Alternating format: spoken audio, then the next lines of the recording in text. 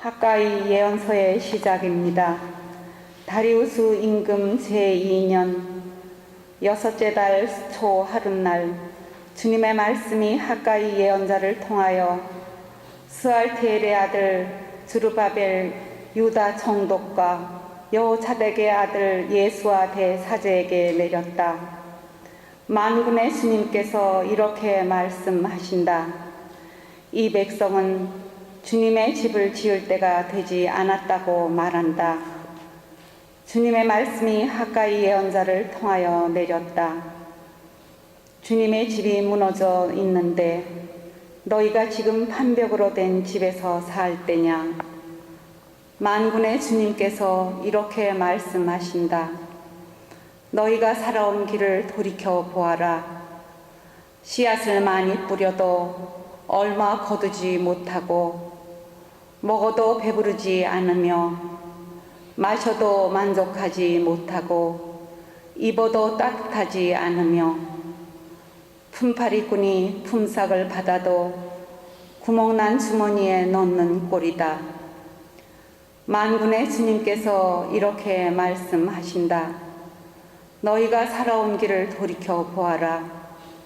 너희는 산에 올라가서 나무를 가져다가 집을 지어라. 그러면 나는 그 집을 기꺼이 여기고 그곳으로 영광을 받으리라. 주님께서 말씀하신다.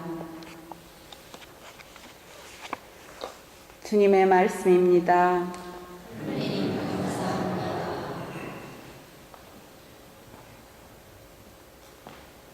주님은 당신 백성을 좋아하신다. 주님께 노래하여라. 새로운 노래, 충실한 이들의 모임에서 찬양 노래 불러라. 이스라엘은 자기를 지으신 분을 모시고 기뻐하고 시온의 아들들은 임금님을 모시고 즐거워하여라.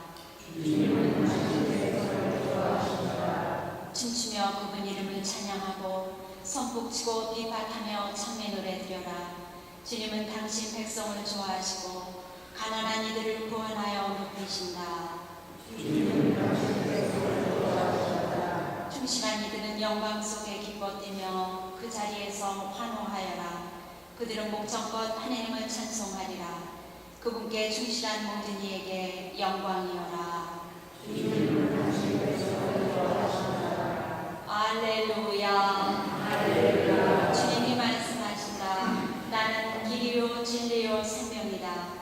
나를 통하지 않고서는 아무도 아버지께 갈 수 없다.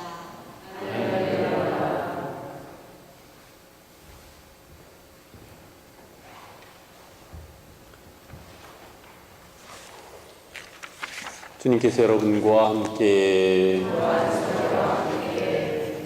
루카가 전한 거룩한 복음입니다.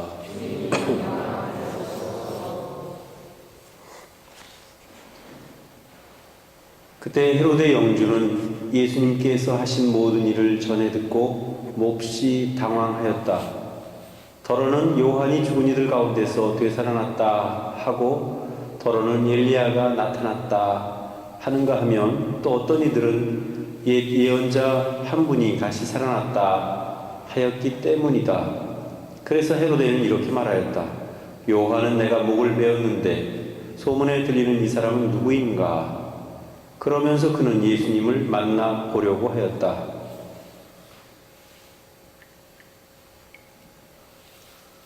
주님의 말씀입니다.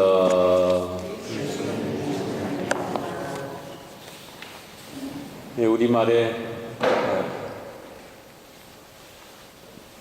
때린 사람은 밤잠을 설쳐도 맞은 사람은 두 발 뻗고 잔다, 그런 이야기가 있습니다.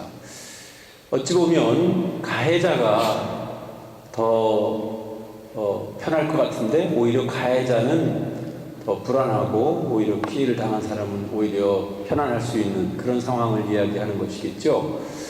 오늘 복음을 보면 헤로데가 예수님에 관한 소문을 듣고서 몹시 불안해하는 그런 모습을 볼 수가 있습니다. 사실 헤로데는 세례자 요한을 아주 진짜 이유 같지 않은 이유로 처단을 했죠. 우리가 알고 있는 것과 마찬가지로 헤로데는 그 자기 동생의 아내인 헤로디아와 결혼을 해서 살았기 때문에 세례자 요한은 그의 행동이 옳지 않다고 누차 비판을 하고 그 잘못을 책망을 했습니다. 그렇지만 그 세례자 요한을 평상시에 두렵게 느끼고 또 어떤 면에서는 세례자 요한의 그러한 옳은 말에 대해서 자기 스스로 어떤 일말의 양심의 가책을 느꼈던 세례자 요한은 헤로데는 세례자 요한을 죽일 수가 없었습니다. 그래서 일단 감옥에 두었는데 헤로데 왕의 그 생일 잔칫날 그 딸내미가 와서 춤을 췄는데 그 딸내미는 사실 헤로데 왕과 헤로디아 사이에서 난 게 아니고 아마 헤로디아가 그 전에 있었던 딸인 것 같아요. 그래서 그 딸이 춤을 추는 걸 보고 헤로데 왕은 사람들 앞에서 큰 소리를 칩니다. 아, 참 춤을 잘 췄다.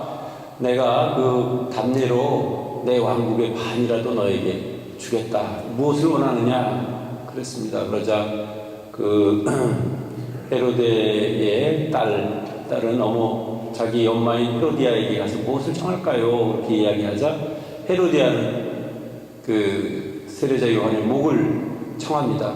사실 그렇게 죽을 만한 죄를 지은 것도 아닌데도 불구하고 헤로데 왕은 여러 사람들 앞에서 한 그런 헛된 맹세 혹은 자신의 어떤 호기에 찬 그런 약속 때문에 결국은 세례자 요한을 죽이기까지 합니다. 그래서 결국은 자기가 한 그 행동에 대해서 자기 스스로 옳지 못하다는 것을 늘 알고 있었습니다. 그런데 예수님이 나타나서 그 세례자 요한이 했던 것과 같은 그런 회개하라는 말과 함께 여러 가지 그 복음을 전파하는 모습을 보면서 도대체 이 사람이 누굴까 하는 호기심이 생겼습니다. 근데 이 호기심이라고 하는 것은 정말 어떤 면에서 보면 그 예수님을 존경하거나 예수님의 말씀을 정말 듣고 자기가 회개하기 위해서 예수님을 만나 뵙기를 원했던 것이 아니고 단순히 호기심의 차원이었고 또 혹시나 내가 세례자 요한을 분명히 죽였는데 그 세례자 요한이 다시 살아서 돌아왔다면 도대체 이게 어떻게 된 것일까 하는 그런 일말의 불안한 마음을 가지고 있었던 것이죠. 그래서 결국은 예수님을 만나 뵙기를 청했다, 바라고 있었다 이렇게 이야기합니다. 그래서 우리는 이러한 사실을 통해서 다음과 같은 생각을 정리해 볼 수 있을 것 같습니다. 그것은 어떤 사람이 정말로 자기가 한 일에 대해서 깊은 참회와 회개와 그래서 자기 삶을 뉘우치는 그런 일을 해야 되는데 그 뉘우치지 않게 되면 결국은 자기의 그 못된 행실과 또 자기가 잘못한 그 과거를 오히려 잘못을 뉘우치기보다는 오히려 그것을 덮으려고 하는 마음이 더 커지게 마련이다 하는 그런 생각을 해봅니다. 그래서 우리가 신앙인으로서 살아나가면서 과연 우리는 어떤 마음을 가지고 살아가야 될까?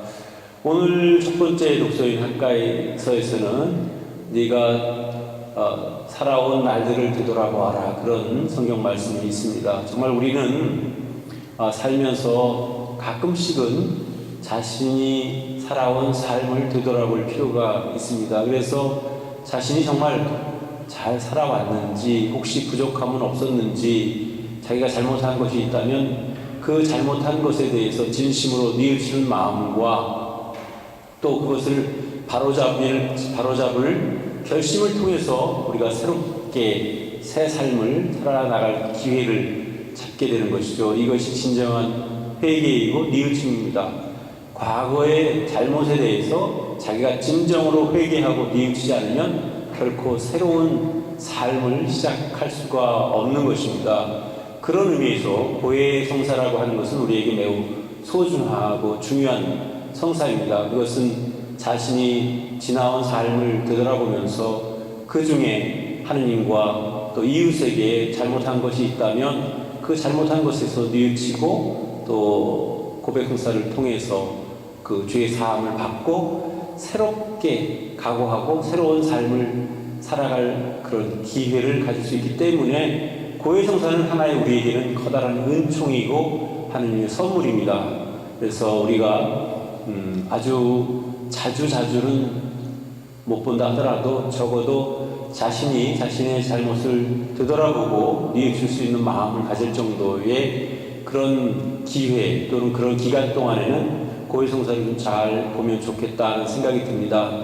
사실 인간적인 측면에서 보면 고해성사는 상당히 망설여지기도 하고 또 때로는 그것이 굉장히 귀찮게 느껴질 수도 있고 또 너무 부끄러울 수도 있는 일입니다. 그렇지만 고해성사를 통해서 우리가 진심으로 회개했을 때에만 우리가 새 삶을 살아갈 힘을 또 그런 기회를 우리가 가질 수 있다는 사실을 꼭 기억했으면 좋겠습니다. 꼭 얼마 만에 고해성사를 봐야 된다 그렇게 딱 정해놓고 이야기할 수는 없지만 적어도 아주 자기가 기억할 수 있는 그런 기회에 고해성사를 보면 좋겠어요. 그리고 고해성사라는 것이 반드시 내가 큰 잘못을 저지르고 대죄를 지었기 때문이 아니라 적어도 일정한 기간 동안 그 기간을 정해놓고 자신의 삶을 뒤돌아보고 그 삶 중에서 혹여나 잘못된 것들이 있다면 그것을 다시 바로잡을 수 있는 기회를 갖는 것이 바로 고해성사입니다. 그래서 꼭 큰 죄를 지었기 때문이 아니라 하더라도 좀 비록 사소한 것이라 할지라도 습관적으로나 또는 고쳐지지 않는 자신의 과오나 잘못에 대해서 그것을 다시 바로잡을 수 있는 그런 기회를 가질 수 있기를 바랍니다. 그래서 진정으로 통회하고 진정으로 회개하지 않는다면 우리는 결코 신앙인으로서 예수 그리스도께서 우리에게 원하시는 그런 삶을 살아갈 수 없음을 깨닫고 우리가 자주 지난 자신의 삶을 돌이켜보고 되돌아볼 수 있는 그런 기회를 마련하기를 바랍니다.